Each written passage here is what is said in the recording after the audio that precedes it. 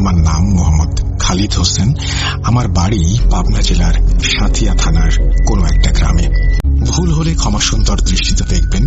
এই ঘটনাটি আমি কালেক্ট করেছি আমার এক প্রতিবেশীর কাছ থেকে। সরাসরি ঘটনায় চলে যাই।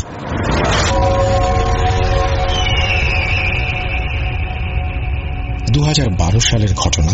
আমার প্রতিবেশীর নাম মোহাম্মদ রশিদ ফকির। সে পেশায় একজন কৃষক। সে তখন জমিতে পানি সেচ দিত। ইরি ধান বোনার সময় জমিতে সেচ দেওয়ার জন্য তার একটা সেচ মেশিন ছিল। সারাদিন ধরে সেচ দেওয়ার পরেও দেখা যেত আরো অনেক জমি বাকি আছে। তাই সেচ দেওয়ার জন্য রাতেও তাকে থাকতে হতো। তাই তার সেচ মেশিনের ওপর ছোট্ট একটা ঘর বানানো ছিল। সেখান থেকেই সে সবকিছুর তদারকি করত। তার সাথে আরো কয়েকজন থাকত, তবে তাদের মেশিনের ঘর থেকে দূরে থাকতে দেয়া হতো। রাতে তাদের সবাইকে একাই থাকতে হতো। একদিন রাতে সে আর তার ছোট ভাই ঘরের ভেতর শুয়েছিল। হঠাৎ করে গভীর রাতে ঢোলের আওয়াজে তার ঘুম ভেঙে যায়। সে আওয়াজের উৎস খোঁজার জন্য বাইরে বেরিয়ে যায়। বেরিয়ে এসে সে দেখতে পায় 15 থেকে 20 জন লোক একটা পালকি নিয়ে যাচ্ছে। এটা দেখে তার একটু সন্দেহ হয় যে এত রাতে কার বিয়ে, কোথায় যাচ্ছে। কিন্তু তার পান খাবার অভ্যেস ছিল, তাই সে মনে মনে একটু খুশি হলো যদি তাদের কাছে পান চাওয়া যায়। রশিদ চাচা তাদের কাছে যায় আর জানতে চায় তাদের কাছে কি পান পাওয়া যাবে। সেই লোকগুলো তাকে পান দিতে সম্মতি জানায় আর তাকে একটা পান দেয়। তাদের দেখে রশিদ চাচার একটু কৌতূহল জাগে। সে মনে মনে ভাবে, এত রাতে এই বিয়ে কোথায় যাচ্ছে। তাই সে লোকগুলোকে জিজ্ঞেস করল, এই বিয়ে কোথায় যাবে? তার উত্তর তারা দেয় এইভাবে, এই বিয়ে যাবে আধার কোটা বট গাছে। বলে রাখা দরকার যে আধার কোটা একটা জায়গার নাম, আর বট গাছটি হল পুরনো একটি বট গাছ, যেটি অনেক হন্টেড এবং যেটিকে ঘিরে অনেক হন্টেড কাহিনী রয়েছে। তখন সে একটু ভয় পায়, যদিও সে তাদেরকে কিছুই বুঝতে দেয় না। সে তাদেরকে বিদায় দিয়ে চলে আসে, কিন্তু তার ঘুম আর আসছিল না। তাই সে আবারও জমিতে পানি যাচ্ছে কিনা তা দেখতে বের হয়ে আসে। সবকিছু দেখে সে পেছনে ঘোরে। তখন সে দেখতে পায় অনেক দূরে 4টা আলো। সে ভাবে হয়তো অন্য কোনো সেচ মেশিনের ঘর, কিন্তু একটু পরে সে খেয়াল করে আলোগুলো যেন তার দিকে এগিয়ে আসছে। তাই সে তাদের দিকে তার কাছে থাকা টর্চ লাইট দিয়ে আলো ফেলে, কিন্তু কোনো লোকজন দেখতে পায় না। এবার সে ভালোভাবে দেখতে পায় আলোগুলো একটা লাল, একটা নীল, একটা সাদা আর একটা সবুজ, যেন ঘুরতে ঘুরতে তার দিকে এগিয়ে আসছে। এবার সে বেশ ভয় পায়, তাই তার বন্ধুদের ডাকতে থাকে, কিন্তু কেউ যেন তার ডাকে জবাব দিল না। ভয় পেয়ে সে বাড়ির দিকে পালাতে শুরু করে। মাঝপথে এসে সে পেছনে তাকায়, তাতে সে আবারও ভয় পেয়ে যায়। সে দেখতে পায় আলোগুলো যেন তার দিক থেকে 10-12 হাত পেছনে। এইবার সে আল্লাহু আকবার বলে শরীরের সবটুকু শক্তি দিয়ে দৌড় দেয়। টর্চ লাইটটি কোথায় যেন পড়ে যায়, সে জানে না। এরপর সে কিছুতে হোঁচট খেয়ে পড়ে যায়, আর তারপর থেকে তার কিছু মনে নেই।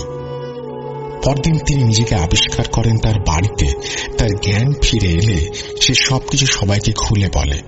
তারপর তার মনে পড়ে যায় পানের কথা। সে সবার সামনে সে পান খুলে অবাক হয়ে যায়।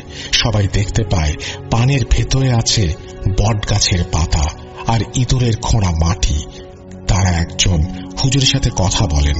হুজুর তাকে পানি পড়া দেন এবং ঝাড়ফুঁক করেন, আর তাকে রাতে একা থাকতে বারণ করেন। তার পরের কিছুদিন সে মেশিন ঘরে আর যায় না, কিন্তু গরিব মানুষ, পেট চালাতে হবে তো। কিছুদিন পরে সে আবারও জমিতে সেচ দিতে যায়, কিন্তু সেদিন সে একা ছিল না, তার সাথে ছিল একজন বন্ধু, আর তার নাম আসগর আলী। তারও সেচ মেশিন ছিল। সে ছিল দুরন্ত সাহসী ও বুদ্ধিমান। যেহেতু সে রশিদ চাচার কথা জানত, তাই সে রশিদ চাচার সাথেই থাকে। সেদিন রাত একটু গভীর হলে আনুমানিক 10টা-11টার দিকে তারা দুজনে একসাথে জমি দেখতে বের হয়। রশিদ চাচার ভাগের জমি দেখে তারা আসগর চাচার ভাগের জমি দেখতে যায়। জমি দেখে ফিরে আসার সময় তারা দুজনেই অবাক হয়ে যায়। তারা বুঝতে পারে তারা আর রাস্তা চিনতে পারছে না। সঠিক রাস্তার আশায় তারা এদিক ওদিক ঘুরতে থাকে। একটু পরে তারা খেয়াল করে তাদের সামনে উঁচু টিলার মতো একটা জায়গা। রশিদ চাচা বলে, চল আসগর, ওপরে কি আছে দেখি। কিন্তু আসগর বলে, দাঁড়া, আগেই যাস না, খারাপ কিছু থাকতে পারে। তখন আসগর বসে পড়ে আর বলে, এই কে আছিস সামনে, আয়। এইবার তারা বুঝতে পারে তারা আছে মুলোর মায়ের পুকুরের সামনে। তখন হতবাক হয়ে আসগর চাচা রশিদ চাচাকে বলে, আরে রশিদ, এটা তো মুলোর মায়ের পুকুর না? এই পুকুরটার অবস্থান ক্ষেতের প্রায় মাঝখানে, তাই এই পুকুরের আশেপাশে কোনো বাড়িঘর নেই। রশিদ চাচা বলে, হ্যাঁ, কিন্তু আমরা এখানে কিভাবে এলাম? কারণ তাদের মেশিন ঘর অনেক দূরে। আসগর চাচা গম্ভীর কণ্ঠে বলে, রশিদ ভাই, আজ আমাদের নিস্তার নাই, তাড়াতাড়ি এখান থেকে পালাতে হবে। পেছন ফিরতেই তারা দুজনেই ভয়ে নির্বাক হয়ে যায়। তারা দুজনেই দেখতে পায় একটা মাঝারি আকারের সাদা ধবধবে গরু ঘাস খাচ্ছে। পেছনে তাকাতেই গরুটি তাদের দিকে তাকিয়ে ডাক দেয় আর তাদের দিকে এগিয়ে আসতে থাকে। হঠাৎ করে গরুটির চোখে যেন আগুন জ্বলে ওঠে।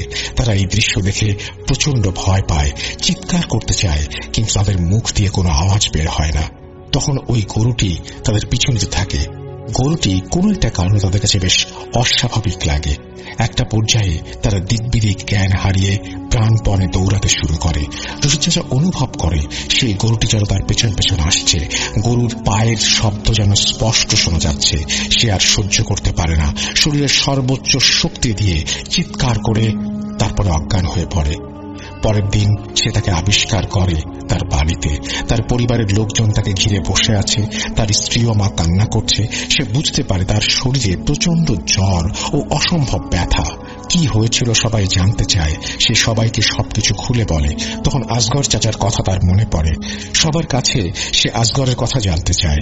একজন বলে আসগর তার বাড়িতে আছে, তারও নাকি বেশ জ্বর। আসগর নাকি দৌড়ে গিয়ে তার বাড়ির সামনে এসে চিৎকার করে জ্ঞান হারিয়ে পড়ে যায়। পরে তারা দুজনেই হুজুরের কাছে যায়। হুজুর তাদের দুজনকে 2টি তাবিজ দেন ও পানি পড়া দেন। হুজুরের কাছে এই ঘটনার কারণ জানতে চাইলে তিনি বলেন, তোমরা যে জমিতে থাকো সেখানে একটি জিন চলাচল করে। তোমাদের আনাগোনা তার ভালো লাগে না, তাই প্রথম দিন রশিদকে ভয় দেখায় আর গতকাল তোমাদের ভয় দেখিয়েছে। তোমরা রাতে ওখানে থেকো না, হয়তো তাহলে ও তোমাদের ছাড়বে না। তারপর থেকে আজ পর্যন্ত তারা রাতে আর ওখানে থাকেনি। দিনে সেচ দিতেন, কিন্তু রাতে কখনো থাকতেন না।